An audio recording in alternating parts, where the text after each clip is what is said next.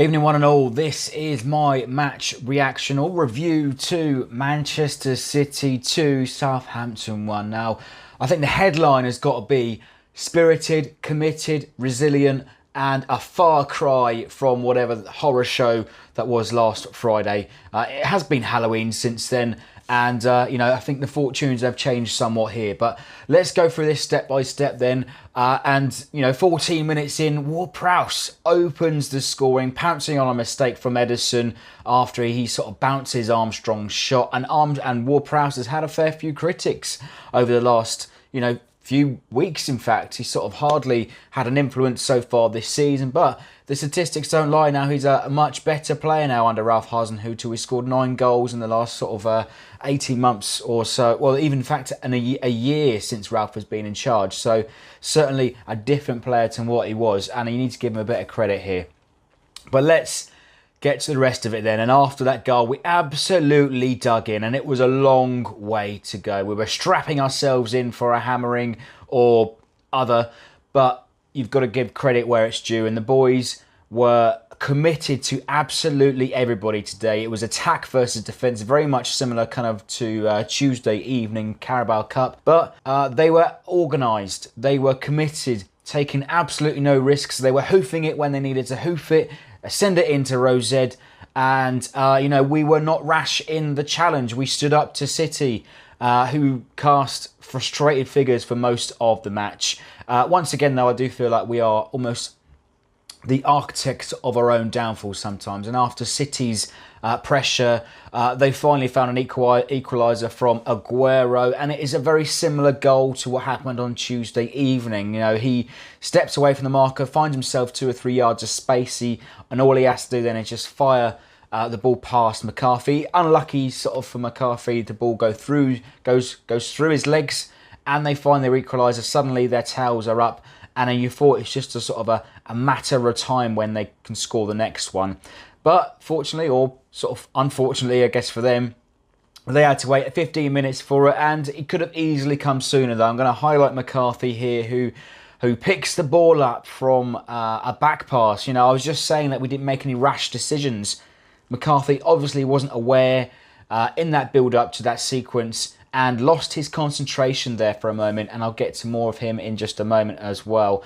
But suddenly, for all of our spirit and endeavour, you almost thought we were there to crumble.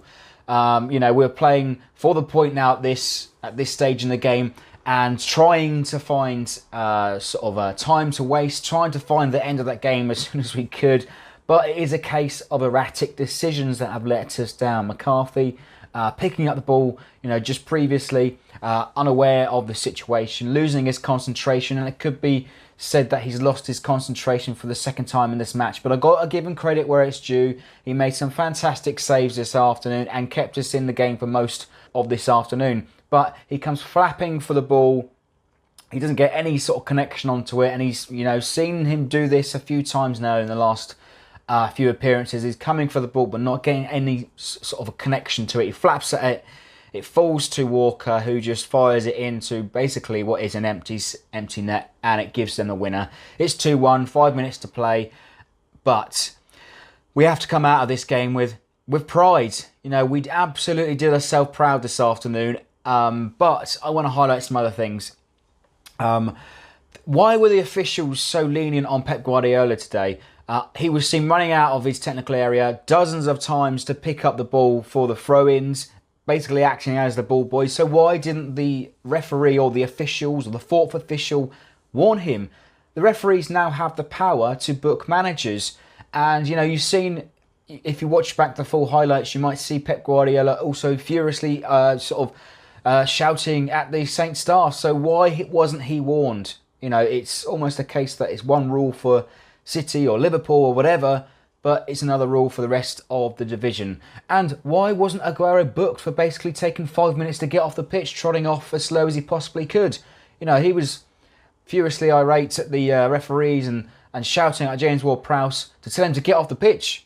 He should be taking the closest sort of position from the pitch to speed up the game. So he should have been booked. Pep Guardiola should have been booked or warned, and they were too lenient. But clutching a little bit, to be honest, guys. But we've got to be proud of the performance and an immense effort from everybody involved this afternoon. They should be proud. They should be holding their heads high out of the Etihad this afternoon. We've restored a bit of pride after last week's horror show.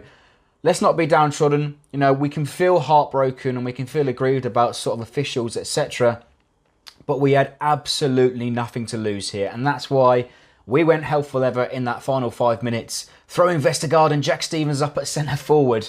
So I think at the end of the day, we've got to come out with this with our heads held high and a bit of confidence now slowly growing within the team. We've got to build on this next week with a home win against Everton.